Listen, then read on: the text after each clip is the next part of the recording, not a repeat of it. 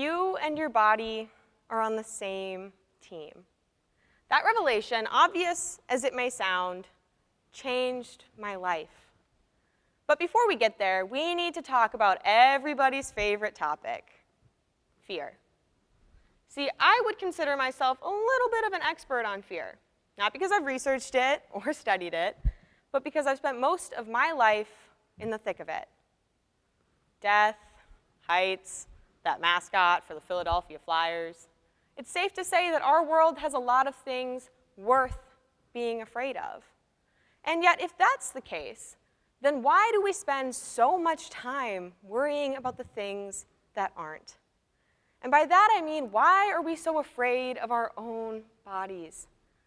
There are a million different ways I could answer that question, but in my opinion, they all rely on one crucial mechanism: the vilification of normal bodies. After all, we aren't born afraid of cellulite or stomach fat. We don't instinctually look in the mirror and hate what we see. We do it because we're taught that value only comes in one size.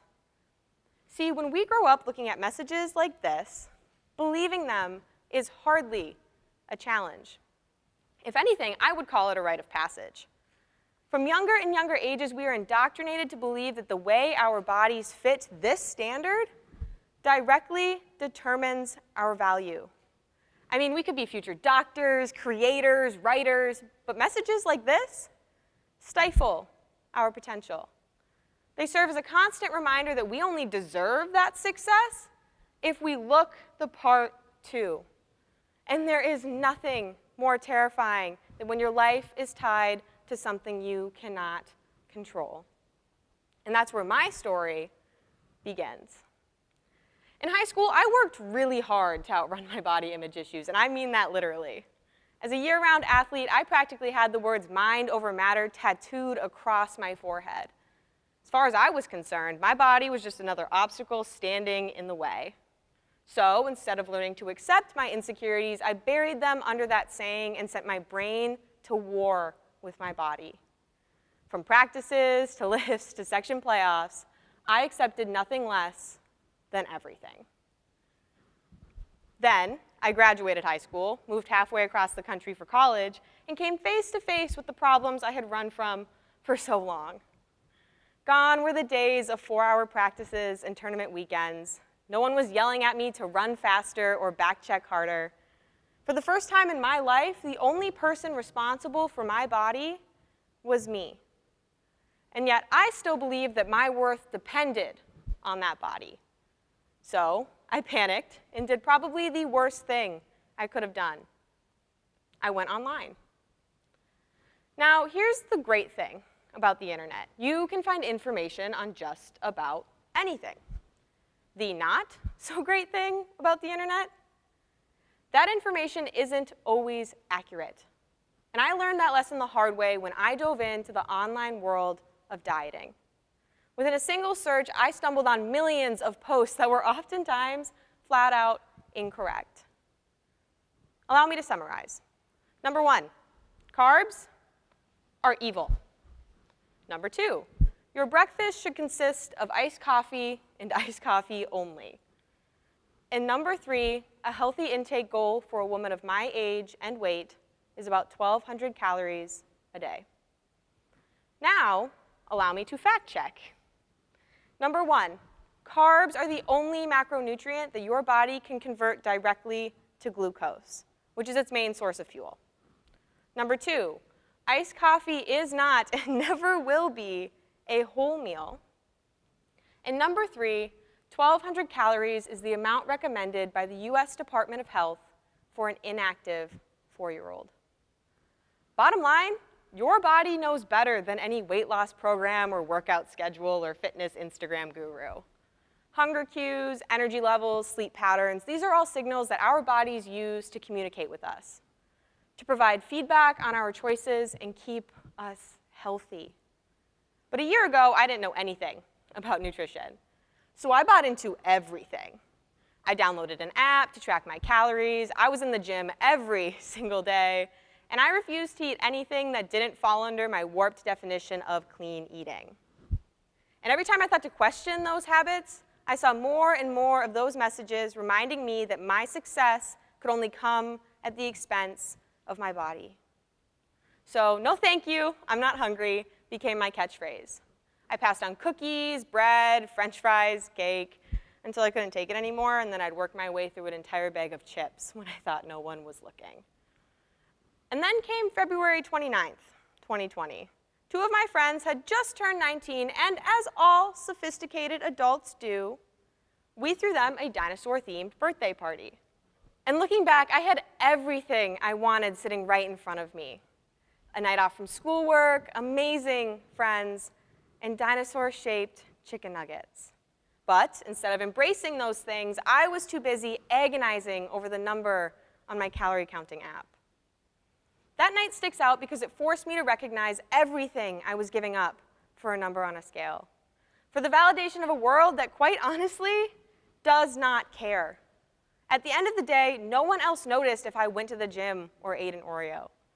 But I noticed whether or not I went to bed hungry. I noticed the number of times I bailed on my friends because I was afraid of breaking my diet. And I noticed how ridiculously, overwhelmingly unhappy I was. So I decided I was done. No longer would the $72 billion weight loss industry dictate whether or not I deserve to eat. I was and am worth it, regardless of whether or not I fit into my high school jeans. Now let me be clear, recovery is not a one-and-done process. That fear doesn't just disappear overnight. The truth is, I still have days where my body feels like a monster hiding around every corner, when even dinosaur nuggets can't pull me out of my own head. But despite what those messages have taught us to believe, our potential is not conditional. I mean, looking at history, there are millions of women who are remembered not for their waist size, but for their boundary-crossing, risk-taking, and history-making achievements. Take Marie Curie, who won the Nobel Prize for Physics twice. Or Marsha P. Johnson, who co-founded one of the first transgender rights organizations in the country following the Stonewall riots. Or Dr. Dorothy Height, who was awarded the Presidential Medal of Freedom in 1994 for her work during and after the Civil Rights Movement. Oh, and let's not forget the girls and women we watch succeed on a daily basis. Every single one of those women is proof that our bodies don't hold us back. They propel us forward. And once I realized that, it made taking the first step, no matter how small it was, a lot less scary. And eventually, I stopped trying to shrink myself down and started getting comfortable with taking up space. I began setting goals that have nothing to do with how I look and everything to do with what I'm capable of. I finally realized that my brain and my body are on the same team. Now, it was in the process of making that realization that I realized my experience is not unique. A survey conducted by the Journal on Happiness Studies evidenced that as many as 89% of women exhibit body dissatisfaction. 89%. In the United States alone, that translates to roughly 147,131,839 women. That's 147,131,839 women who believe that how they look is more important than who they are. And that's also 147,131,839 reasons to fight back. Campaigns like Healthy at Every Size and Normalize Normal Bodies are leading that fight. From posting filter-free images to exposing the fallacies behind diet culture advertising, these advocates are working to create a space that accepts all bodies. And it's working. A study published by News Media and Society in 2019 demonstrated that even brief exposure to body-positive Instagram content is associated with improvements in young women's mood and body image, which in turn has the potential to generate greater psychological, social, and emotional well-being, encourage more health-promoting behaviors such as intuitive eating and physical activity, and protect against thin ideal media exposure. Now I want you to imagine what we could do if we wove that representation into our lives with the same enthusiasm we've dedicated to dieting and restricting. If we stopped vilifying normal bodies and started celebrating them. That world, the one where our bodies aren't the scariest thing in the room? You and I have the power to make that a reality. If not for each other, then for the younger versions of ourselves who dared to believe in limitless possibilities, who dreamed of being big and strong and independent, who heard stories of success and thought one day, not if only. It's about time we make our younger selves proud, for us to confront our fears and take that first step, no matter how small or uncomfortable, for us to bring about a new era where success is not achieved in spite of our bodies or because of our bodies, but regardless of our bodies. Thank you.